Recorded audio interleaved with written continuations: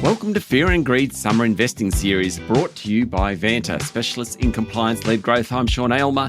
JB Hi-Fi is a household name in Australia, but it's also a contender for the best-run retailer in the country, having had just 2 CEOs in about 15 years, and that success has been reflected in its share price. As always, this is general information only, and you should seek independent advice before making investment decisions.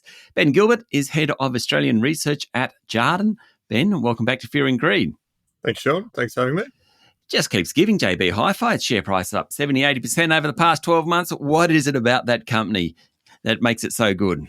It is defying gravity and it continues to push. And I think from some of the performance we saw through the end of last year from a trading standpoint with cyber and some of the general spending backdrop, it's all very supportive of, I think, a pretty strong outlook to come.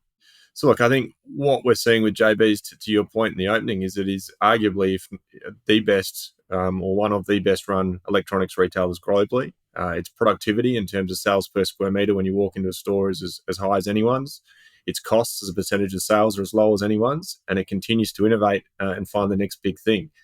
And what that's done is it's placed it in great stead to continue to winning share and continue to grow top line and continue to surprise all of us analysts out there, and many of which, including myself, have been wrong about its performance over the last 12, 18 months.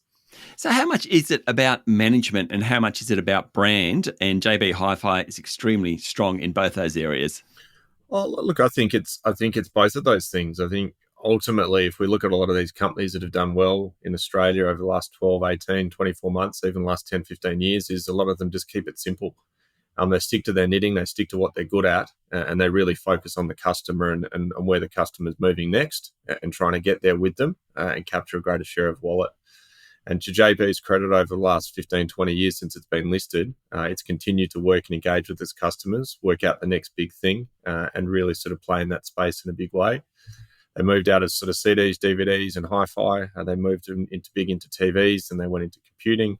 Now, telco has been the big category over the last few years, and it's now the biggest category within a JB Hi-Fi. So, long-winded answer to your question, Sean, but I think it's a bit of all of those things. And the question is, looking forward, is what's the next big thing for JB's and what's going to drive that above-market performance and continue to surprise all of us positively and see the share price continue to tick along. You can't ask that question and not answer it, Ben. Do you know what it is? I mean, can it, if 60, 70% share price gain in the last 12 months, can it do it again? Oh, look, I think the competitive backdrop looking forward is only going to intensify. You've got the likes of Amazon, which continues to expand in this market. They're rolling out a couple of bulky sheds. They did one big one at the end of last year. They've got another one coming out this year. So the competitive backdrop is increasing. I think the question for someone like JB's is well, what they're doing in their marketplace strategy. They've now got over 4,000 products sitting in marketplace. That increases eyeballs. So all of us are going to be more inclined to go to their site because they've got more range. Now, if they get more eyeballs, what can they do? They can start talking about things like media. You can get advertisements on the site. You can start selling more advertisements. It becomes quite significant material profit streams. You look at what Woolies is doing, you look at Walmart's doing, you look at what Amazon's doing, all these global sort of best-in-class retailers, they're big profit opportunities.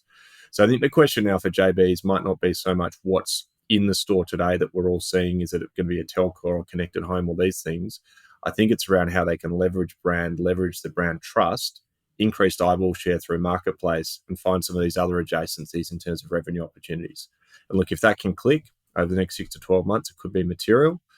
We've talked about it before. Companies like Walmart have done a phenomenal job. People like Best Buy in the US are doing it as well. Economy, Fnac, etc. through Europe. So that, in my mind, is probably the place that we need to watch for JB's through this current year. It's interesting, these retailers, they're much more than just your traditional retailers. Now, at least in terms of revenue streams, they're finding ways to get money because they have an audience. They are, and I think what we're finding is that the lines are being blurred across many sort of channels and mediums out there at the moment, whether it's where you do your weekly supermarket shop, whether it's the extent to which you trust a brand like JB's to then say, okay, well, I'm prepared to go and not only buy a TV, but I might look at a chess set or something like that on their website because you trust the brand and you engage with it. You've got the value perception.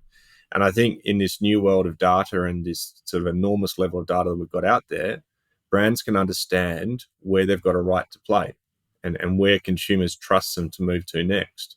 And you have increments, it's sort of the game of inches, if you like. You keep moving into one category that might then open up something else.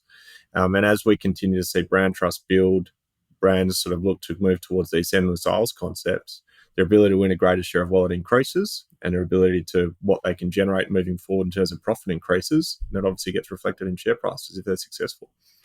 And the risk, is it competition in the areas they're going into? Yeah, look, I think the thing with JB's is it's just such a phenomenal retailer. It's been extremely well run, very high quality. It's the whole sort of concept of sort of maintaining yourself or maintaining that level of greatness. And can they get better?